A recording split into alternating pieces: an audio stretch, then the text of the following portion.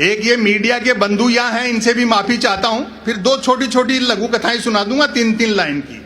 ये जो मीडिया है इसका भी एक बड़ा भाग, अभी तो व्हाट्सएप पे एक अच्छी चीज पढ़ी मैंने, जब हमने देखा कि 5 राज्यों में चुनाव और बीजेपी शांतिपूर्ण ढंग से निपट गए। अच्छा। तो भक्तों को भरोसा ही नहीं हुआ कि बीजेपी हार रही है।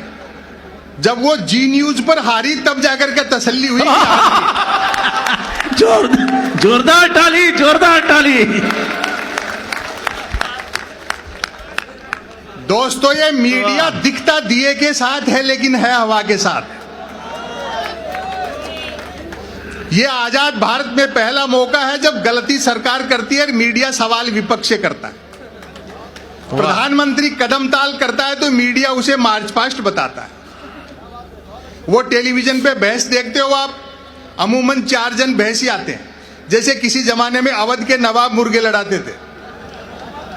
एक मुद्दे का समर्थक, दूसरा मुद्दे का विरोधी, तीसरा बुद्धिजीवी दोनों को हड़काने वाला और चौथा एंकर तीनों को भड़काने वाला। और व्यंग पर आपकी तालियां उठेंगी, चौथा एंकर तीनों को भड़काने वाला। बहस होनी होती है गरीबी की रेखा पर और करते रहते हैं रेखा की गरीबी पर। वाह। अब अखबार भी 3 चीजों के लिए पढ़े जा रहे हैं, बिजली कटौती, उठावना और राशिफल, और रोज नए निकलते हैं। एक दिन तक अखबार के दफ्तर से 2 लोग आगे बोले, संपत सरल जी नया अखबार लॉन्च कर रहे हैं, आप भी ग्राहक बन जाओ। क्योंकि अखबारों का कोई पाठक तो बनता नहीं, ग्राहक ही बनते। 1 रुपए में 16 पेज, और जो मैंने जवाब दिया उसका आनंद ले। 1 रुपए में 16 पेज। मैंने कहा भैया रुपया तो चाहे एक की जगह 2 ले जाए, लेकिन 16 पेज खाली दे जाए कर।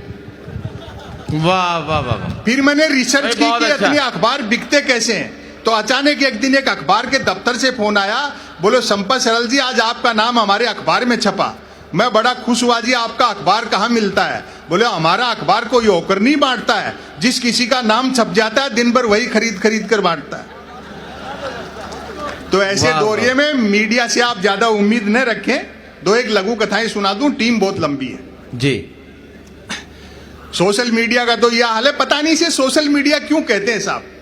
हजारों किलोमीटर दूर बैठे आदमी से तो हम जुड़ना चाहते हैं, लेकिन बस ट्रेन फ्लाइट में सफर करते हैं तो कोशिश रहती है बराबर वाली सीट खाली रहे। मैं तो सोशल मीडिया का लोहा उस दिन मान गया जब एक सज्जन ने यूट्यूब पर मेरे कवि सम्मेलन मुशायरे की एक ही क्लिप को सालवें 100वीं बार सुना और नीचे गाली लिखी, लानत है संपत सरल को, नालायक ने साल भर से रचना तो छोड़ो कपड़े तक नहीं बदले। और एक आ गई है सेल्फी। क्या आत्ममुग्धता का दौर है साहब। कैमरे का फ्रेम दिखते ही आदमी जिराफ हो जाता है।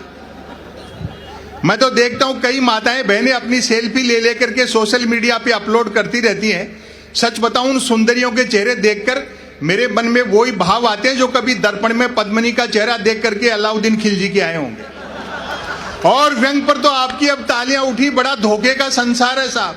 वही सुंदरियां मुझे आमने सामने साक्षात मिल गई, बड़ा धोखा हुआ। जिनको पद्मिनी समझता रहा वो तो खुद अलाउद्दीन खिलजी निकली। और कुछ नहीं करना आपको, एक मेल अकाउंट खोलना है जो बैंक अकाउंट खोलने से भी आसान है। मेल अकाउंट खोलने के लिए कुछ तो आधार चाहिए, बैंक अकाउंट के लिए कुछ तो आधार चाहिए। मेल अकाउंट तो निराधार व्यक्ति भी खोल सकता है। बाकी 3 चीजें हैं, एक अदद स्मार्टफोन, नॉन स्टॉप इंटरनेट और निठल्लापन। वाह। लेकिन सोशल मीडिया का फायदा भी है। एक तो हम घर बैठे आवारागर्दी कर सकते हैं, और इस बात पर आपकी तालियां उठेंगी। सोशल मीडिया का सबसे बड़ा फायदा यह है, बेरोजगारी पूरी तरह खत्म हो गई, क्योंकि हर हाथ को काम मिल चुका है। ये नौजवान दोस्तियां बैठे हैं, ये मुमरा के 10 लोगों के लिए एकदम सही बात कही है। ये नौजवान दोस्तियां बैठे। अंतिम बात कहना चाहता हूं, सोशल मीडिया पे कुछ लोग आपको होमवर्क देने के लिए बिठाए गए। उनसे उलझो मत, उनकी बातों का जवाब मत दो। जिनको मार्गदर्शक मंडल में डाल दिया, आज उनको समझ में आ गई ना कि राम किसी मठ में नहीं घट में रहते।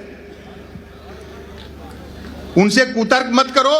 जो नौजवान अपना समय खराब कर रहे हैं, जो भक्त लोग अपने आकाओं के आराध्यों के लिए, 5 साल बाद उनको भी समझ में आ जाएगी कि इंडिया को कितना भी डिजिटल कर दो, रोटी गूगल से डाउनलोड नहीं हो सकती। वाह।